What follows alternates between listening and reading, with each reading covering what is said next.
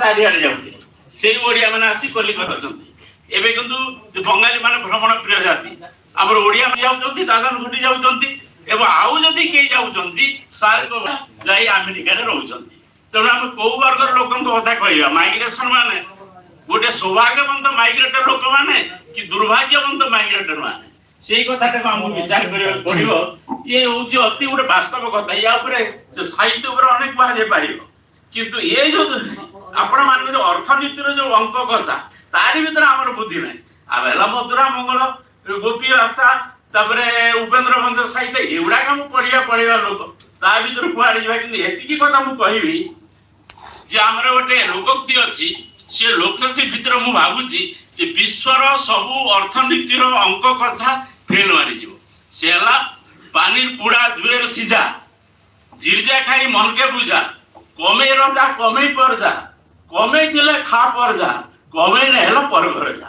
ମୁଁ ଭାବୁଛି ପରଘର ଯିବାଟା ହଉଛି ସେ ମାଇଗ୍ରେସନ। ଏତିକି ମୁଁ କହୁଛି। ଆଉ ସାର୍ ଅଛନ୍ତି, ସାର୍ ତ କହିବେ, ଆମେ ଅଧିକ କହିବା ବି ଉଚିତ ହବ।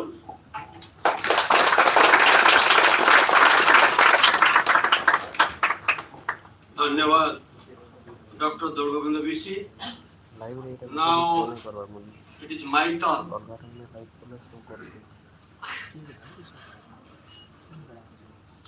President sir, Jagdish sir, my friend Dr. BC, Professor Ratha, my brother Reeman, and my mother and sister, my students, and my close friend Radhakant Padibau, Lakshmikant Mahapatra, my elder brother Dr. Sitaram Panigrai, Dr. Kutarth Mishra, my dear students. This is second memorial lecture of Dr. Somnath Mishra. First was on 18th September 2019, what I remember. It started well, then COVID, devil came, and automatically it was stopped. Only I will say, Dr. Somnath, before that I want to tell you, it is just like homecoming to me here. To come to Titlagad is just like homecoming. I can't forget this soil, I can't forget this wall, I can't forget this town, I can't forget my own people. So I won't tell anything. Dr. Somnath Mishra was an institution. Dr. Somnath Mishra was an institution. What Madhu Babu told, rightly he said, he was our father-like person, advisor, everything. Somehow he is related to me also, because every day, even almost at the last point, I was in touch. So, we got a man today who will speak. It shows Somnath Sir's stature. Rightly we have invited a person from Washington DC, a senior economist, to speak on migration, what we are facing in Western Odisha particularly. So I won't speak anything more, because we have to listen to the main speaker. Now I request Dr. Reeman Mishra to introduce our guest. Dr. Rana, please.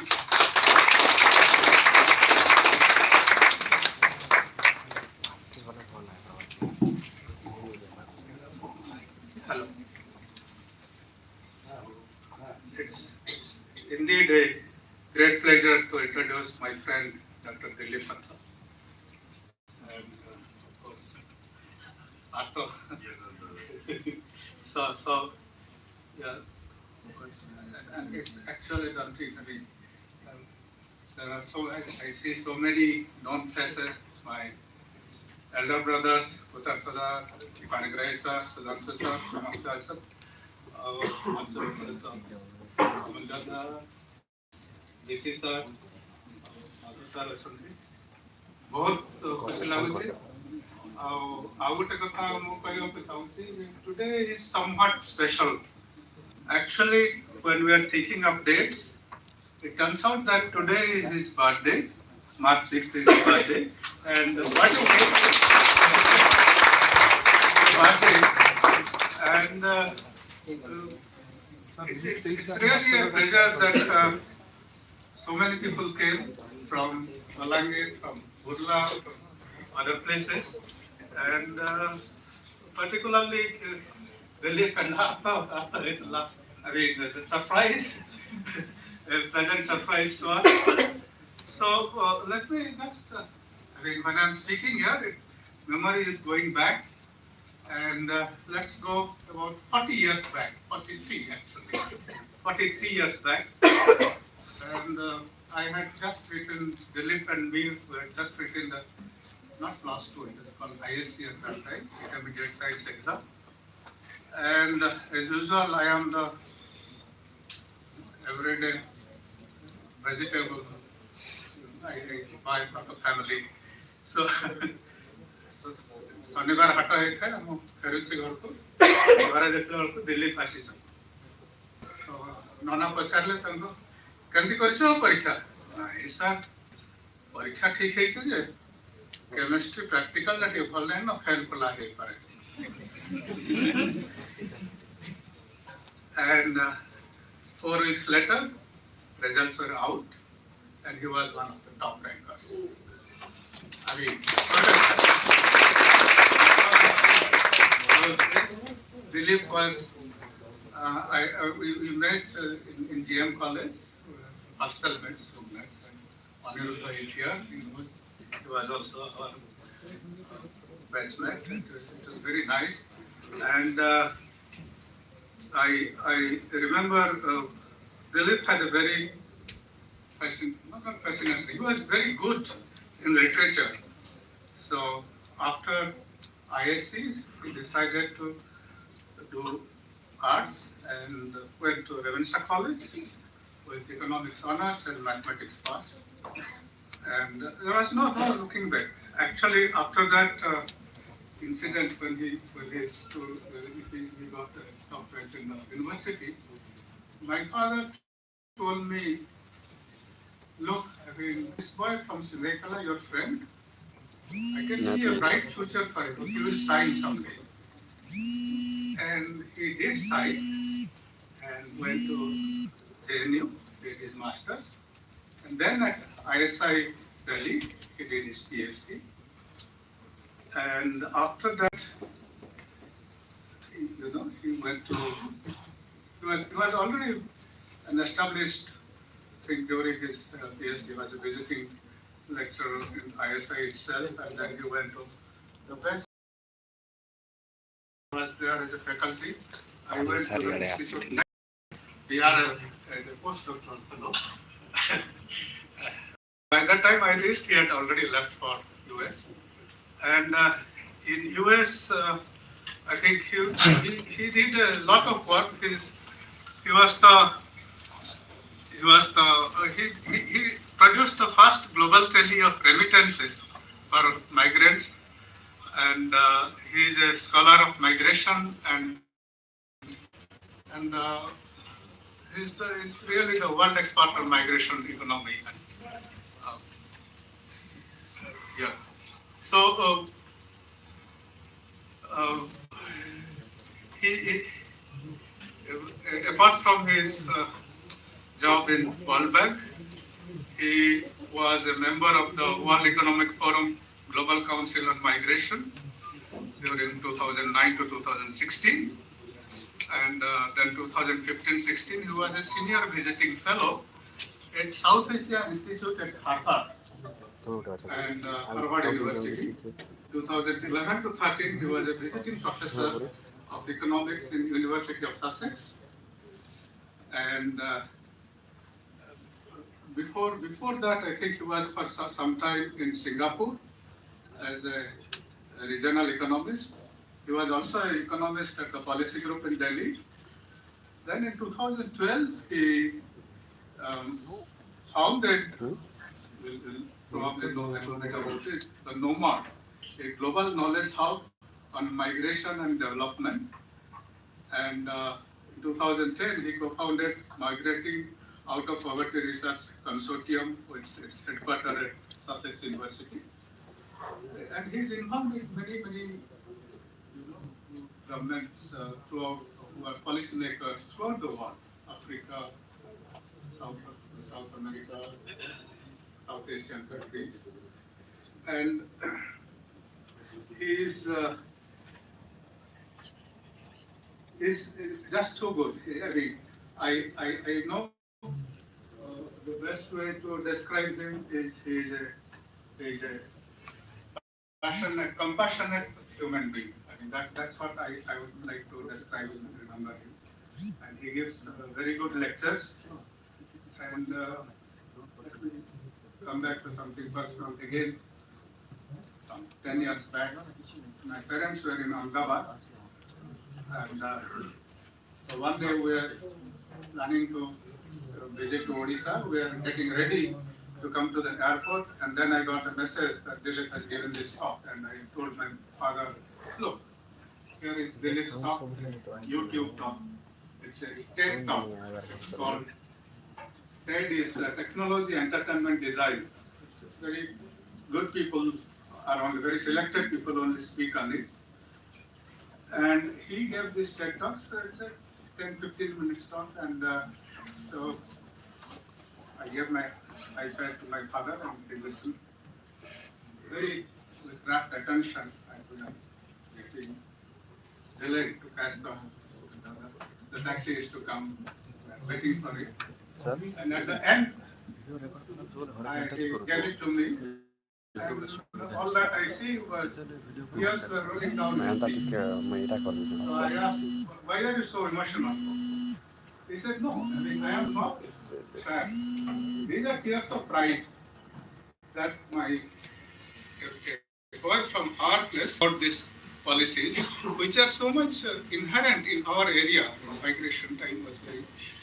So that is Dilip Rath, and Dilip has given talks at many places. And when I told him that please come and give this talk, he was so happy and immediately agreed, and we chopped out the plan and we met him. We stand between you and him and his talk. So welcome, Dilip. Welcome to the please. And I request all students and people here to watch at least in the YouTube this TED.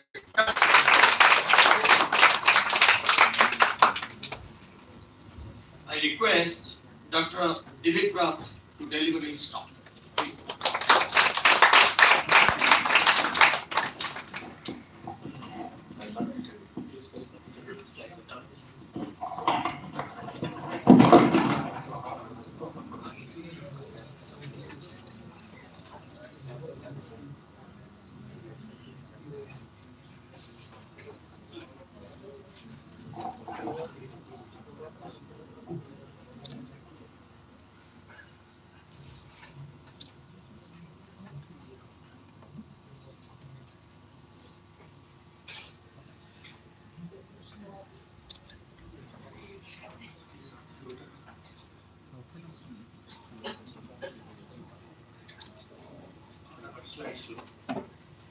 Slides.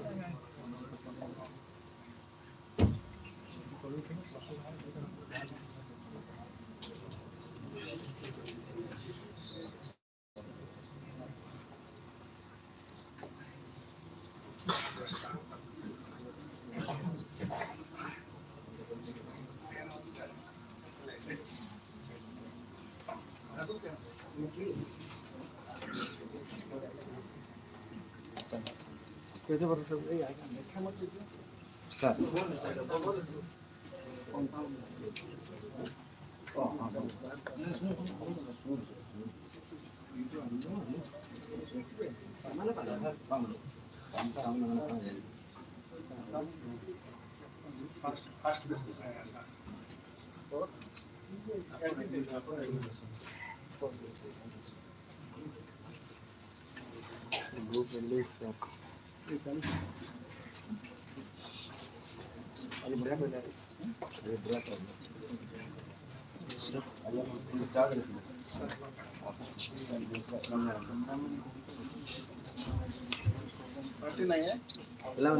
ପିଲାମାନେ କଥା ନେବ camera recording disturb ହେଇଯିବ କଥା ନେବ।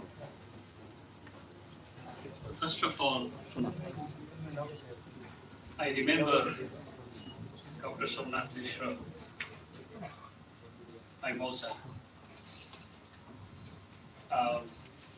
Some of the words that Hiranmaya shared, I knew about. Some I did not. I did not know about his pride when he watched my TED talk. I did know that when the ISC intermediate +2 results came out, and out of sort of beyond expectation of my own and probably everyone else, I was among the top in the university. Hiranmaya was too polite to say I was number 2. He was number 1.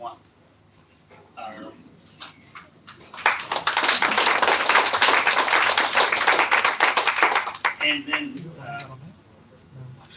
his sister, Seema, this year, said to me recently that Mosa said that he was very proud of me. Hiranmaya probably felt bad. I don't know if you did. Sorry about that. I'm joking. He should be.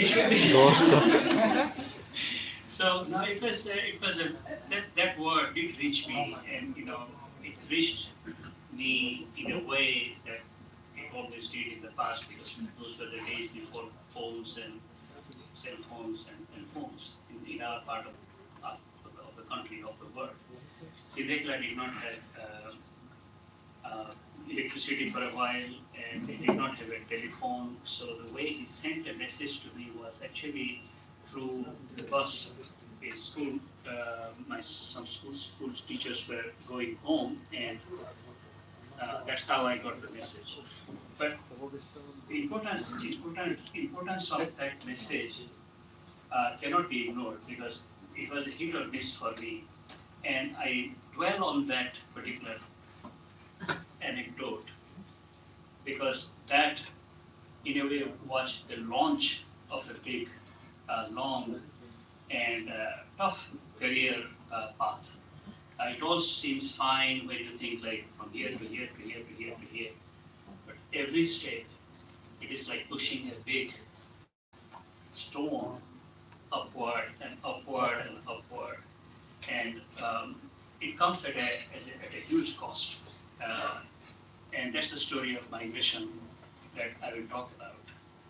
So, Dr. Bishi, Principal Mishra, Dr. Tripathi, Dr. Hiranmaya Mishra, my friend, all of you, ladies and gentlemen, students. I have my other brother Tarun, my other brother Dr. Surya from my village. I'm proud to have you all here, and I'm really pleased that I'm here in person and visually, of course, and to see my sons. I'm very proud of them, Gautam and Siddharth. I'm very proud that I'm here today. I always pass by from Sivekala on the way to the train station or the bus station, and never really entered DAV College. When I was in high school, I wanted to come to DAV College, and for whatever reason, I did not. And It is really an honor for me that finally I'm coming home, and I may have something to share with all of you that you might take away as a story of a struggle that was meant for some objective, that was targeted towards some objective, and perhaps some part of the objective has been reached, but in a meaningful way. That's the message I wanted to communicate. So I want to communicate through what I'm going to say. Part of it, my own journey, some of which you have already heard about already. The other part would be about my professional journey. So the title of my talk is Migration, Remittances and Development, a personal as well as a professional journey. In the story that I'm going to tell, just in case you missed the point, I just want to summarize the three key messages that I want to leave you with. One's ability to help others. In particular, one's ability to help others is limited by one's ability. It's not tautology. You cannot help anybody more than your ability. So you must enable yourself. And for enabling yourself, you need both education and hard work. Education is not sufficient to guarantee that you would escape poverty. Hard work is a sufficient condition. It is possible through hard work to escape poverty. But life may not be that meaningful if you don't have education. So to enable yourself, both education and hard work is needed. And while you are working hard in your journey and pushing that stone uphill, constantly, do not forget why you are doing it. Do not forget why you are doing it, because life would go by and suddenly you will realize, hey, beyond this peak there is another, and beyond that there is another, and there is no end to it. There is no end to it. So at some point you have to have the balance between hard work and a bit of a helicopter view. You go up and see, look out and say, hey, I'm doing okay. This is what I missed, this is what I did not, this is the person I missed out, left out, I need to take care of that. My health, I have to take care of it. Village, I have to take care of it. I have to take care of it. Kitlagar was the launching pad for my career.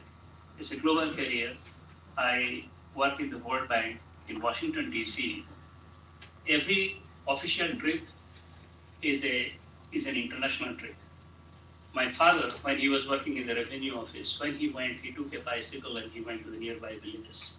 And he came back home in the afternoon, sometimes late in the evening, but he always did come back during the day, except that he was coming to collect his pay from the Tahsil office here in Kitlagar. For me, every trip I make is an international trip. And yet, when I come home, it's always somewhere through Kitlagar, these days through Raipur because of the plane, but otherwise it was always Kitlagar.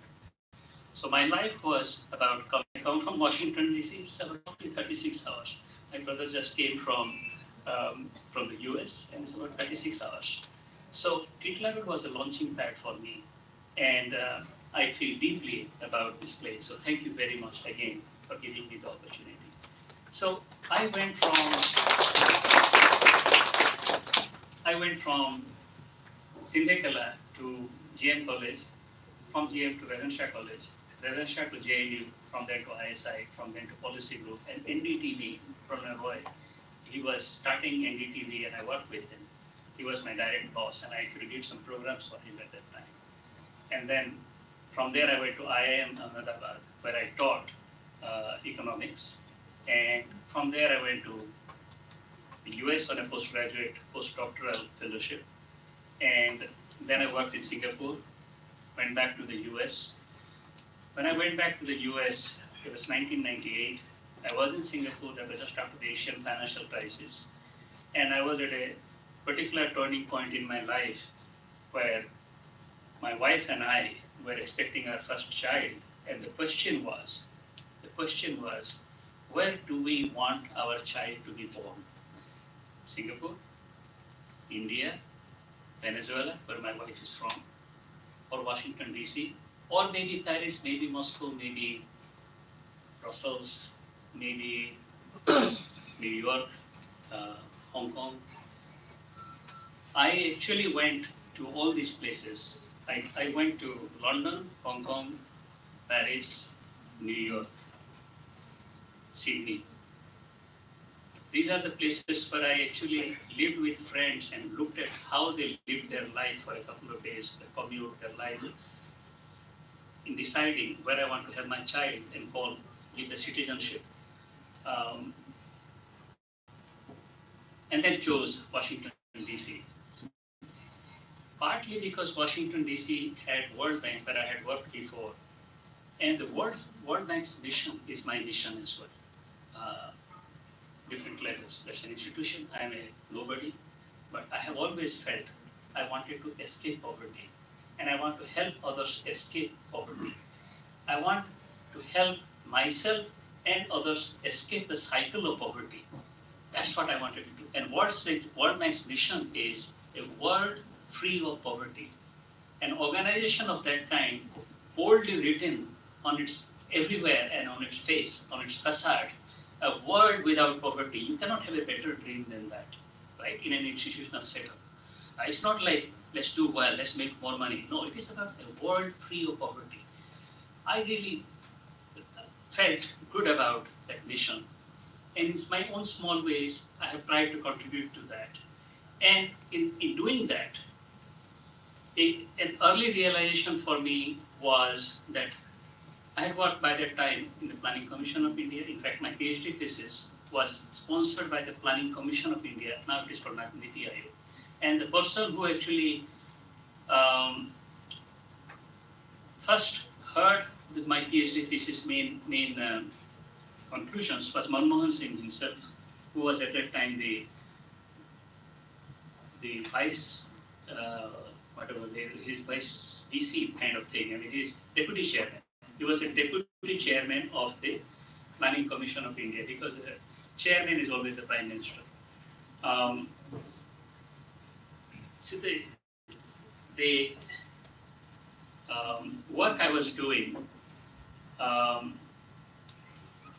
with the Planning Commission was about a planning model for India and how to mobilize financing for development in a mixed economy like India.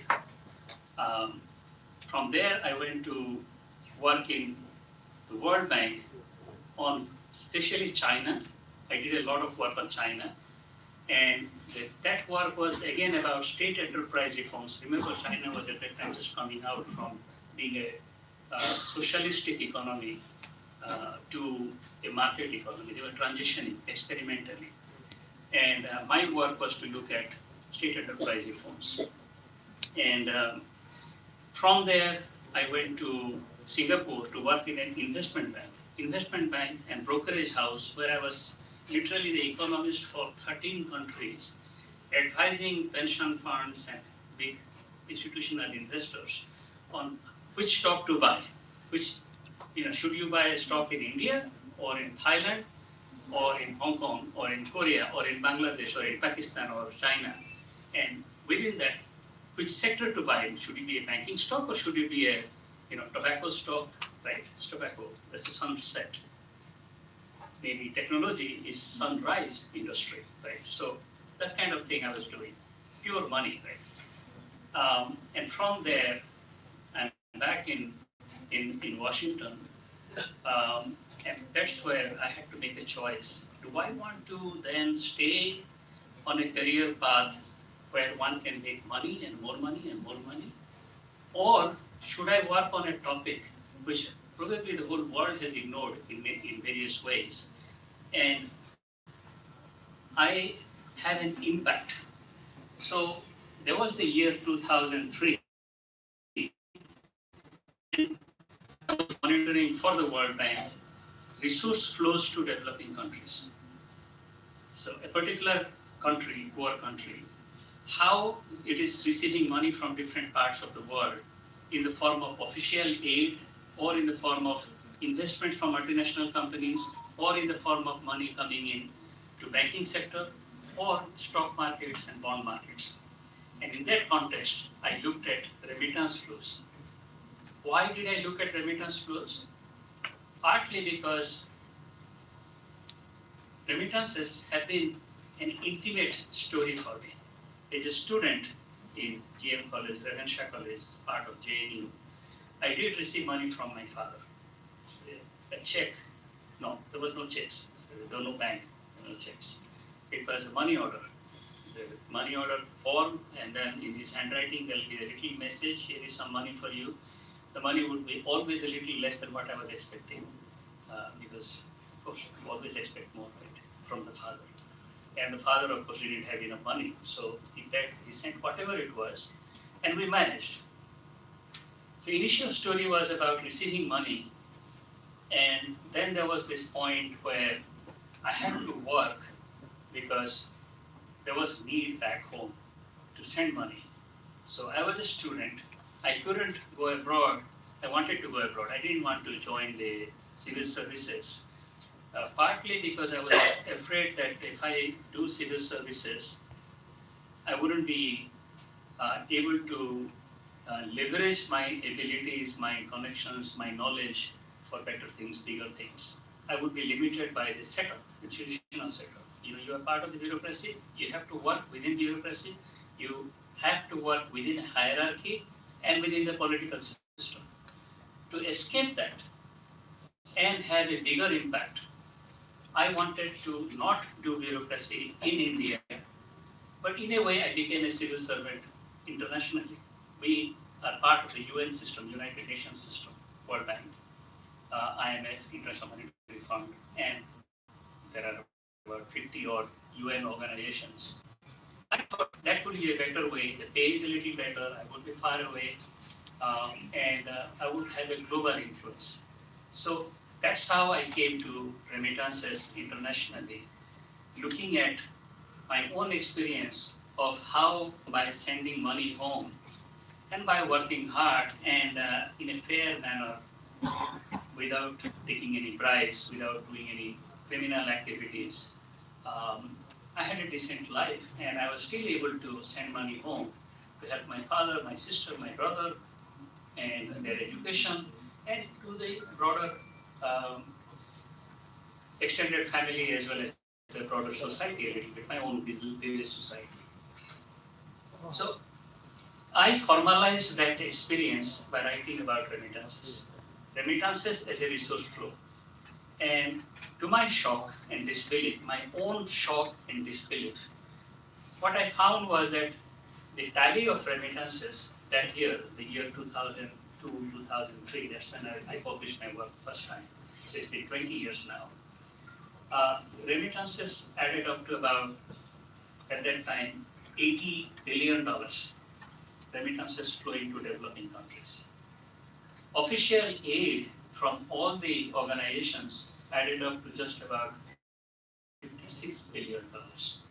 So remittances that are sent in small amounts, $100 here, $50 there, by small people like me, or the small people like the Dadan sort of workers in the Gulf countries, working as domestic workers, construction workers.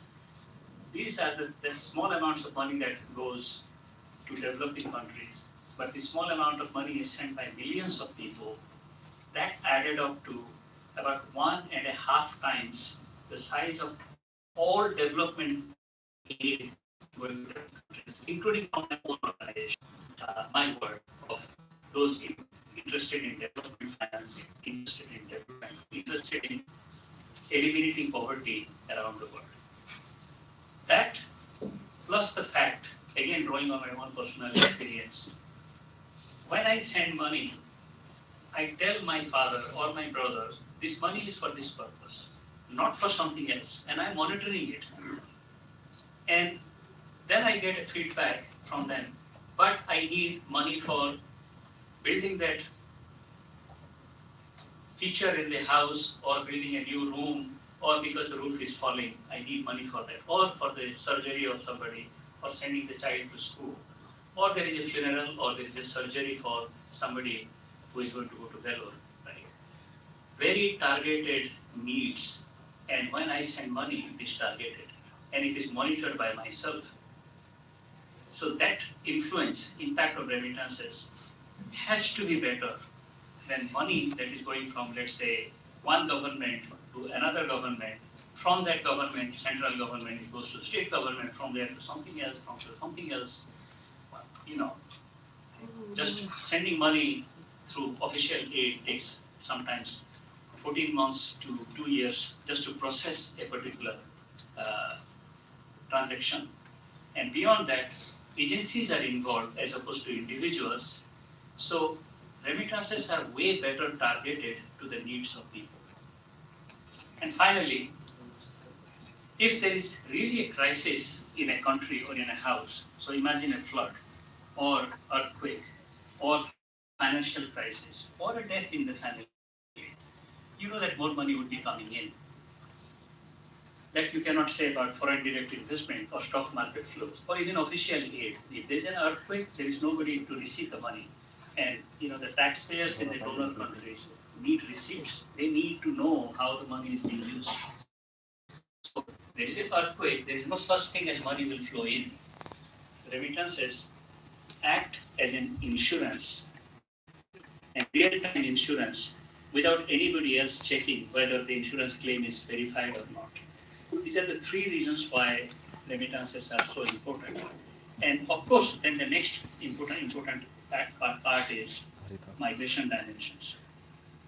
When I was working on it 2002, 2003, Europe was expanding. They were adding Poland and Romania and 5 other countries into their group. And they were very worried that when they opened the borders, a bit like Nepal and India, the border is completely open. Nepalese can come and work here. And some 5 million people come here, by the way, from Nepal. So the Europeans, rich countries, were very worried that when these new countries join EU, European Union, there'll be massive inflow of migrant workers. And they didn't know what to do about that. So remittances brought a dimension to accelerating development and employment in those countries like Poland and Romania and other accession countries, so that even if they come to London or Paris or Berlin, they would also go back soon rather than having to wait forever. So these were sort of the reasons. So large size, counter-cyclical flows, works like an insurance, very targeted to the needs of the people. And beyond that, it can also address local development. And because it is addressing local development and employment creation, it can also keep people at home rather than encouraging people to flood our countries. So it's us versus them. That's what caused a huge rise in interest in what I was doing. And that interest has continued, partly because while all of the flows are going up and down, foreign direct investment up and down, 2008, 2009, the global financial crisis, everything collapsed. Remittances have gone up and up and up and up. And now, in 2022, remittances to low and middle income countries reached $626 billion. This is all the recorded flows only, not counting unrecorded flows, meaning the Hawala type flows. All foreign direct investment in the world is about flows to developing countries, that is. All foreign direct investment flows to developing countries adds up to about 560 billion. Official aid is about 200 billion. If you exclude China from this picture, then remittance flows to low and middle income countries is now larger than both foreign direct investment flows and official aid flows. So the march continues, and with that, there is a continued interest in my work. Okay, so that's sort of the official story, and I'll show you some charts in a second. At a personal level, coming back to my key messages, one of the first flights I took was when I was working with Pranay Roy and Sujit Bhala in the policy group. And I had a conference in Bombay. I was working in Delhi, and I took the first flight ever. Before that we used to chase airplanes. Can you chase airplanes? We did. Crazy, right? We were children, and we will be in Sindekala, Muribahal, Kontabanji, and then you will see that flight. Now I know that must be the flight from Bhubaneswar going on top of towards Raipur or so. You would see the jet line, and we would be sort of flying in, sort of chasing, looking at it, and you cannot see anything, right? Just your. The first time I took a flight, the memorable things were. There was one memorable thing from that, and that's a life lesson. It said that if there is turbulence or there is shortage of oxygen, an oxygen mask would fall. And then it says you put it on your, sorry I'm going on in English all the time, but I do speak Sambalpuri, so I'll switch between English and Sambalpuri as we go. So it says that when the mask falls, first you put it on yourself, and then you put it on your child or anybody dependent on it. That was a life lesson to me. My first instinct was I'm going to protect my son first, or my daughter first. And then I would put it on myself. But if it somehow you get delayed and you are not able to put it on yourself, then everybody would die. That is when I realized an important life lesson. You must enable yourself before you can talk about helping others. Of course, you hear about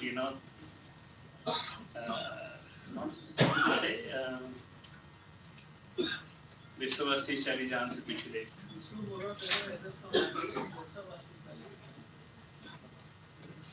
Wonderful, but really, you can't really help by just lying down. You can't. No, you have to stand up and you have to be able. Otherwise, you can't help. So, if you don't have money, how can you give?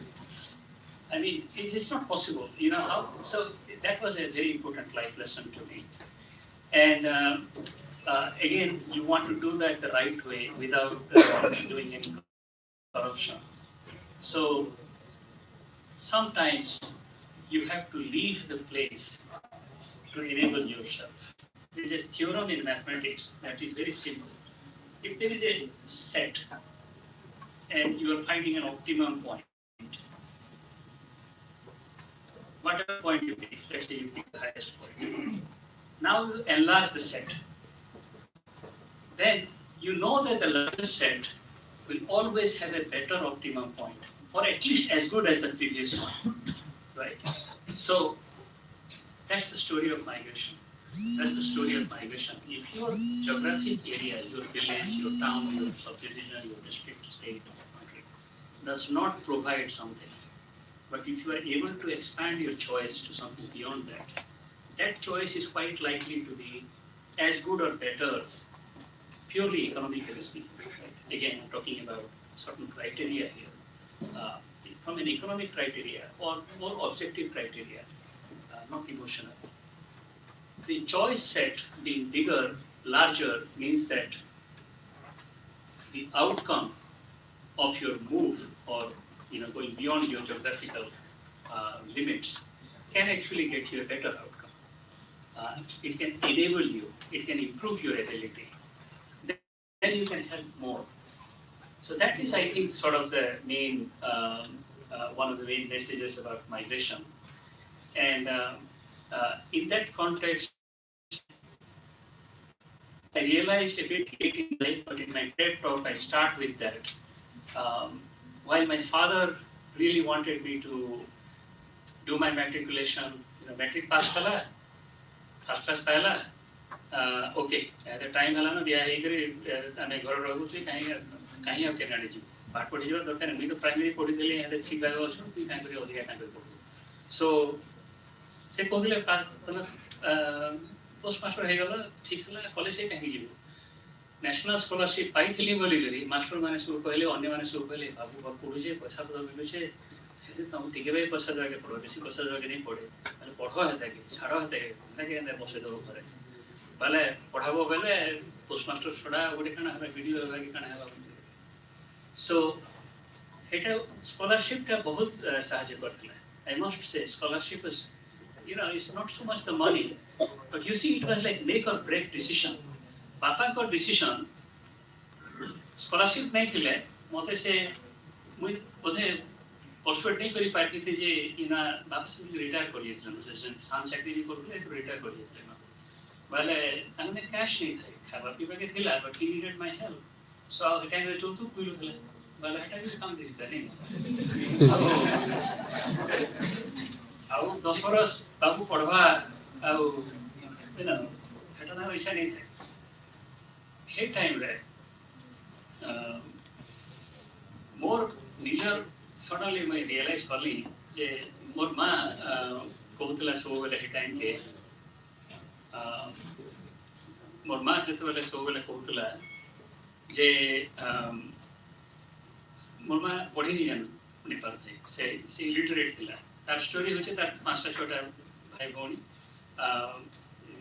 मोर भाई भक्तर बापा तार दादा और माँ दादा सो से मैंने पांचटा छोटा भौणी तार सान भौणी के जन्म हला ताकि स्कूल रो प्राइमरी स्कूल रो बंद कर दिले सो पढ़ी नहीं जान थे से ताकि सब सुनुथला ससुरी के मने को के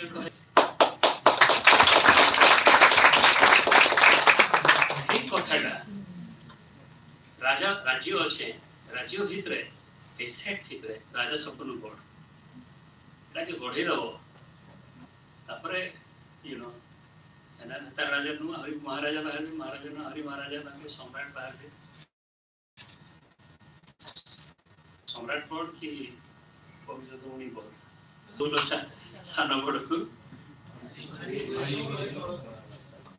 हरि बाबू रसल लाई कवि पूजा पाऊ के सब रसरे रियली कवि के शब्द लिखो कविता लिखी छै बहुत कविता लिखी आउ एहे देखला बेल के जोना पड़सी जे एक्चुअली मैथमेटिक्स रो लॉजिक रो जेन बेसिक प्रिंसिपल टे अच्छे एंता गुटे राज्य पलो सेने जति बड़ राज्य टे हेले सेथिया जति बड़ हेलो माने मोस्ट लाइकली तमे जे सान राज्य बड़ नु बेसी बढ़ो सिंपल ए जेन राजा और कवि समान कथा है सो एरा ठीक है ही चॉइस टा मते एक्चुअली करबा के पड़िथिला मु जते बेले 2003 रे जेन रेमिटेंस ऊपर काम करली निजर एक्सपीरियंस ड्रॉ करी नहीं बहुत हे टाइम के मैं साइड करे इन्वेस्टमेंट बैंकिंग काम करथली हे लाइन जे काम करबी बहुत पैसा थिला रेमिटेंस ऊपर काम करबी माइग्रेशन ऊपर काम करबी मैंने बहुत ना मिलबा इने मिलियंस ऑफ ना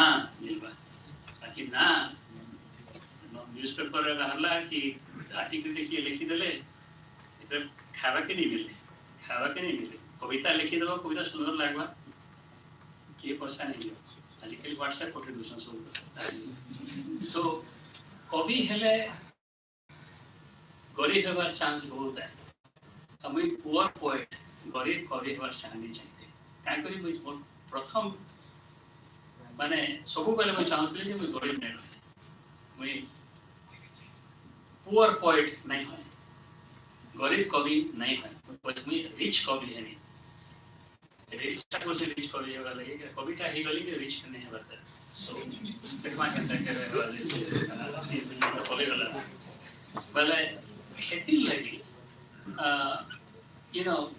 अगेन जेन बेसिक मैसेज निजे जदि एबल नहीं हेबो निजे जदि तांगर निजे क्षमता नहीं न अन्य मान तो सहायता नहीं करि पारो एटा खाली कहले नहीं होय रियली करबार जे अछि बेले करबा के का पड़बा आउ नेक्स्ट डे आवर जे कांस्टेंट माने थिला आवर सोसाइटी ने काम करबो आउ पाठ पढ़बो पूंजी हाथे तो नहीं थाई हमर एरिया रे बहुत डिप्रेस हे गेलथिला हमर सिचुएशन माने चाकरी बाकरी मिलु नहीं थाई पहले पाठ पढ़ी करी धीरे धीरे ऊपर के जीवाटा ये स्कॉलरशिप का सांसन जिनिस माने बहुत काम करा ये जेन मोसा कर जेन एनकरेजिंग वर्ड या स्कॉलरशिप प्रोजेन पैसा का जेनटा गोटे इंपोर्टेंट कांस्टेंट हटे गला बापा जते देखले सहे कहउछन जे approval produce ताकि आपकी पढ़ावा के पढ़वा that's both important. These kind of things are very important more for even girls. This is really important as you can imagine. Then the next thing is about not forgetting why you are doing it in the first place. Getting a problem. So good reason आने Covid हला बोली कि सो देरी गला ठीक ଆଉ ବହୁତ ଭଲ ଜିନିଷ ସବୁଆଡ଼େ ଆଉ ଗୋଟେ ରିଜନ୍ ଏନିକେ ଫିରବାରଟା ହଉଛି ଯେ କିଛି କାଣା କରି ହେବା କାଏ ନିଜର ମାନେ ଯେ ସର୍କଲକେ ମୁଇଁ ଚେଷ୍ଟା କରୁଥିଲି ସାହାଯ୍ୟ କରବାର ଲାଗି ସେଇ ସର୍କଲକେ ମୁଇଁ ସାହାଯ୍ୟ କରିବାକୁ ଚାହୁଁଛେ ହେଲେ କରିପାରିବି କି ନାହିଁ ସେଟା ଗୋଟେ ବଡ଼ କଥା ହେ ସୋ ୱାର୍ଲଡ ବ୍ୟାଙ୍କରେ ଚାକିରି ହେଲା ଆହୁରି ଅଛି ତାର ମୋର କେତେ ବର୍ଷ ଚାକିରି କରବାଟା ସେନେ ଆଉ ହେନୁ ଥାଇକରି ଏମିତି ସାହାଯ୍ୟ ଯଦି କରିହେବା ଆଉ ପର୍ସନାଲି କିଛି ସାହାଯ୍ୟ କରବାର ଲାଗି ମୋର ଇଚ୍ଛା ଅଛି ସୋ ଏଟା ଷ୍ଟ୍ରଗଲଟା ଚାଲିଛି ସୋ ଏ ଯେନ୍ ଷ୍ଟୋରିଟା ମୁଁ କହିଲି ଏ ଷ୍ଟୋରିରେ କେତେଟା ବି ମାନେ ଇଗ୍ନୋର କରିଦେଇଛେ କେତେ ଜିନିଷ ନାଇଁ କହିବା ମାନେ ଆସିକି କାଣା କ୍ୱେଶ୍ଚନ୍ କି ଲୁକେଇ ଦେଲା ବାଗିଆ ହେଇଛେ ଆଉ सबको बड़ कथा है एंता जेन एम्बिशन যদি থিবা एम्बिशन और शांति उच्चाभिलाष और शांति एका संगे रहबाटा मुश्किल है तुम्हें जदि शांति रही बोलबो बेले बेसी आशा करूछ बेले शांति रहबाटा मुश्किल है सो गोटे हिसाब से बुध जेन कहिथिले गौतम बुध जेन कहिथिले कामनार विलासरे दुखर विलासरे एंता रे सुरुचे but it's very profound it's not tautology एटा बहुत प्रोफाउंड है आ के बैलेंस ता दरकार काम केते करबो आ जीवन केते जीवो बैलेंस ता दरकार आ मैं एते कान करबी माने केतेटा इंसिडेंट माने for no particular reason, I just remembered some poems, so just to give you a sense of the kind of type of migration, migrant हिसाबे कि official travel agents over a जाऊँ चुका है ना सो ऐसी है. So in the out of context है but I want to tell you one thing. मैं जब पहला चाइना रे काम करते हैं बहुत young पे लेते वाले ध्यान नहीं देता. और मैं चाइना जी के लिए छोटा बीजिंग रे बेस कर गए हमें 3 दिन जिमु संघाई पले आमु बेजिंग के फिर जिमु चोंगचिंग पले आमु बेजिंग के फिर जिमु हार्बिन पले आमु शेंगनियान छोटा सिटी के बोलूं ऐसा करी 5 सप्ताह और पहले एक दिन दिने संडे दिन